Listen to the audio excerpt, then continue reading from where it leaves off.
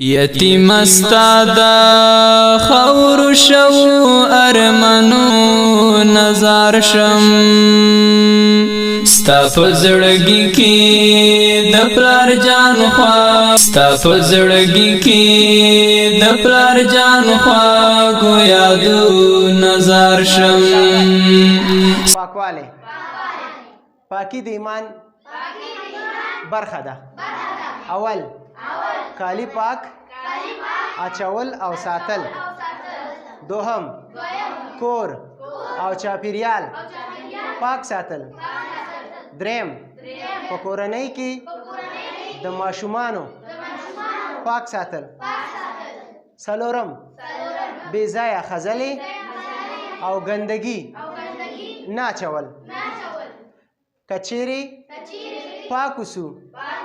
نو ناروغه به نشو د دې د نظافت نننۍ درس ګټه زمونږ او ستاسو څه شی ده په دې کې ده که چیرې کالي پاک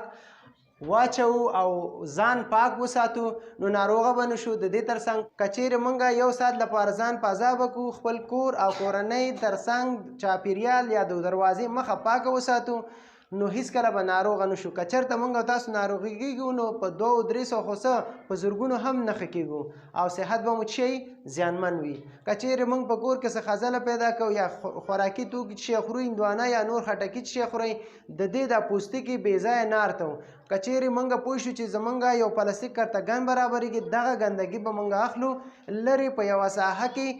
ځمکه کې به یو 2 بیلچې خاوره وباسو دا به پکې اچو بیرته به خاوره بیا اچو دا به چی کوو پټو به که چیرې موږ خځله په دغه طریقه پټ کړو نو زموږ ګندګي به څه شي خلاصه به شي پاک اوسو نو ناروغه به نشو یتیم استا دا خور شو ارمنو نظر شم ستا په زړګي کې د پلار جان خوا گویا دو نظر